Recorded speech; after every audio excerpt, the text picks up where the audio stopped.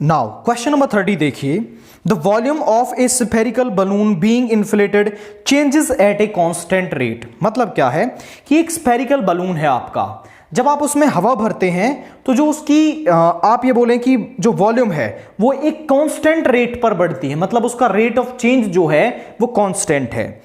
If it initially is radius is 3 units and after 3 second it is 6 unit. शुरुआत में उसकी जो radius है वो 3 यूनिट्स होती है एंड आफ्टर 3 सेकेंड वो 6 यूनिट्स हो जाती है। Find the radius of balloon after t seconds. तो आपको रेडियस ऑफ बलून निकालनी है after t seconds.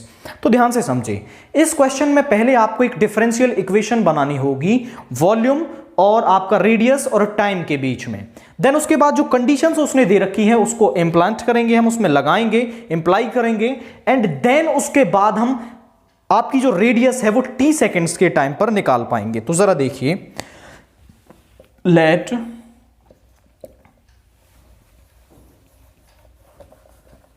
r is the radius and v denotes the volume. r is the radius and v denotes the volume. r आपकी radius है and v किसको denote करता है? आपका वॉल्यूम को डिनोट करता है।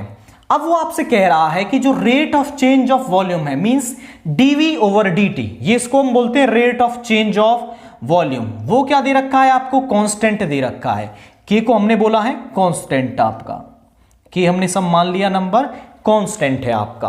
अब वॉल्यूम ऑफ स्फीयर क्या होती है आपकी? 4/3 पाई आर क्यूब। तो dv ओवर dt निकाल लेते हैं यहां से, dv over dt is equal to 4/3 pi are cube का करेंगे तो 3 पावर में से एक कम dr ओवर dt। तो जो dv ओवर dt है उसकी वैल्यू क्या आई है आपके पास? वो आई है dv over dt is equal to 4 pi are square dr over dt। तो इस dv ओवर dt की वैल्यू को हम यहां पर रखते हैं। तो dv ओवर dt की जो वैल्यू है वो है 4 pi are square dr over dt is equal to k। अब यहां पर ये एक फंक्शन बन गया, इसमें वेरिएबल्स को सेपरेट करें एंड इसको एक डिफरेंशियल इक्वेशन में कन्वर्ट करें। तो इस कर्व के लिए हम डिफरेंशियल इक्वेशन निकालेंगे, dt को इस तरफ ले जाएंगे 4 pi are square dr k dt, taking integration on both side, taking integration on both side, दोनों तरफ हम क्या लेंगे? इंटीग्रेशन लेंगे आपका। तो यहां पर 4 पाई कांस्टेंट है, बाहर आ जाएगा, r square dr is equal to k बाहर रहेगा dt। देखिए आर स्क्वायर का इंटीग्रेशन क्या हो जाएगा? ये हो जाएगा r क्यूब बाई 3 और यहां पर 1 है, 1 का क्या हो जाएगा? t plus c। ये आ गई आपकी डिफरेंशियल इक्वेशन। ये डिफरेंशियल इक्वेशन हमें मिल गई है इस गिवन कंडीशन के लिए। तो हमने डिफरेंशियल इक्वेशन निकाल ली। अब वो कंडीशंस दे रखी हैं उसको जरा पढ़ते हैं। If it initially radius is 3 units, initially का मतलब है जब टाइम 0 था आपका, जब जो टाइम है वो 0 था तो उसकी रेडियस थी 3 यूनिट्स। तो कंडीशन लगाते हैं व्हेन t इज 0, जब टाइम 0 था तो जो रेडियस थी वो थी 3 यूनिट्स। दोनों की वैल्यू यहां पर पुट कर दें इसके अंदर। तो 4/3 पाई आर क्यूब मतलब 3 का cube, 3 cube is equal to k, time है 0 प्लस c। ये मिल गया आपको। अब इसकी जो वैल्यू है वो जरा देखिए, 3 का क्यूब हो जाएगा, 3 से एक पावर कैंसिल होके यहां 2 बच गई, 3 का स्क्वायर कितना आ गया? 9, 9 4 जा 36।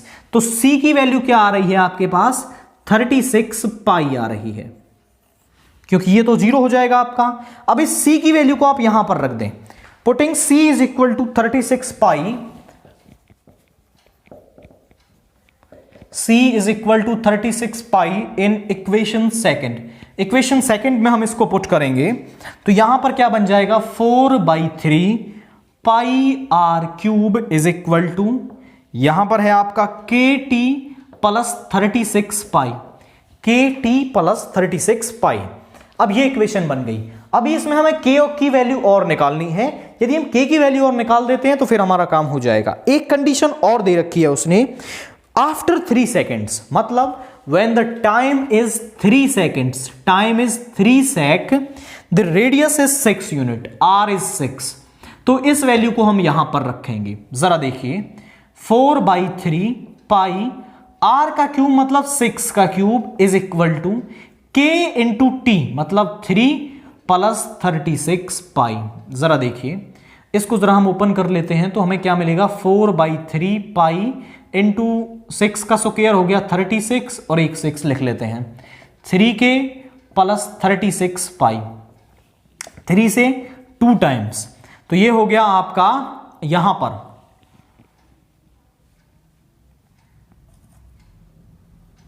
288 पाई। इसको इस तरफ ले आते हैं minus 36 pi is equal to 3k की जो वैल्यू है वो क्या आ गई है आपके पास 3k इज इक्वल टू यहां पे हो गया 8 - 6 इज 2 एंड 8 - 3 इज 5 252 पाई 3 से कैंसिल करेंगे इसको 3 8 24 एंड 4 टाइम्स तो k की वैल्यू क्या आई है 84 पाई।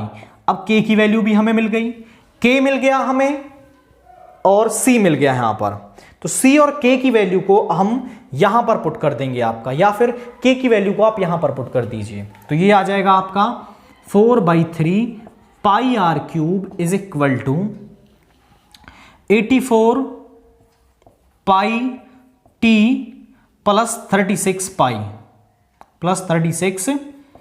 पाई यहां पर। अब इसको इधर ले जाते हैं 3 को तो यहां हो जाएगा pi are cube is equal to ये क्या रह गया आपका 3 से मल्टीप्लाई होगा 3 4 12 1 3 8 24 25 252 पाई टी प्लस 3 की मल्टीप्लाई से करेंगे 108 पाई। अब इस पाई से डिवाइड कर देते हैं पूरी इक्वेशन को r cube is equal to 252 pi T plus 108 pi upon में पाई से पाई कैंसिल हो जाएगा जब इसको दोनों के अपॉन में लिखेंगे आप तो पाई अपॉन में पाई से पाई कैंसिल हो गया r cube is equal to okay there is a mistake यहां से 4 पाई आर क्यूब है तो इसको थोड़ा करेक्ट कर लेते हैं 4 यहां पर चला जाएगा 3 से मल्टीप्लाई हो गया 4 पाई ले जाते हैं दोनों के अपॉन में 252 pi T upon 4 pi plus 108 pi upon 4 pi. तो जरा देखिए पाई से तो पाई कैंसिल हो गया और 4 से ये हो जाएगा आपका 63 और पाई से पाई 4 से ये हो गया आपका 27। तो आर क्यूब किसके बराबर आया है आपका आर क्यूब बराबर आया 63t प्लस 27। इस क्यूब को इधर ले जाएंगे तो r is equal to 63t plus 27 की पावर 1/3 और यही क्या है आपकी रेडियस है इस क्वेश्चन के लिए। तो जरा समझें भाई पहले हमने किया क्या है वो बोल रहा था कि जो वॉल्यूम है वो किस रेट से चेंज हो रही है वो कांस्टेंट रेट से चेंज हो रही है तो हमने dv/dt को k ले लिया सम कांस्टेंट। आप कुछ और नंबर भी ले सकते हैं कुछ और वेरिएबल भी ले सकते हैं यहां पर तो v 4/3 पाई आर क्यूब होता है तो dv/dt मैंने निकाल लिया वो आ गया 4 pi are square dr/dt। Then इसके बाद हमने इसकी वैल्यू को पुट किया और यहां से इस फॉर्म में आ गए वेरिएबल्स को सेपरेट किया इंटीग्रेट करके हमने डिफरेंशियल इक्वेशन बना ली t और r में आपकी t और r में हमने इक्वेशन बना ली। अब उसने हमें कंडीशन दे रखी थी when t is 0 r is 3 units. जब t 0 था आपका तो r कितना था 3 यूनिट्स था आपका। तो यहां से इन वैल्यूज को पुट करके इस डिफरेंशियल इक्वेशन के अंदर मैंने c की वैल्यू निकाल ली। फिर उसने एक और कंडीशन दे रखी थी कि when t is 3 sec r is 6 units. c की वैल्यू रखी ये वैल्यूज रखी यहां से मुझे k की वैल्यू मिल गई। k की वैल्यू मैंने k और c की वैल्यू उस डिफरेंशियल इक्वेशन के अंदर रखी। अल्टीमेटली वो आपसे r की वैल्यू पूछ रहा था तो ये तो थी आपकी डिफरेंशियल इक्वेशन यहां से वो r पूछ रहा है तो आप r निकाल सकते हैं। यदि वो यहां पर t पूछता है तो t आप निकाल लेंगे इसको इस तरफ ले जाएंगे t की वैल्यू भी यहां पर बता सकते हैं। वो पूछ ले कि t की वैल्यू बताइए इन टर्म्स ऑफ r तो आप t की वैल्यू भी बता सकते हैं। r पूछा था हमने r निकाल दिया है इस क्वेश्चन के लिए।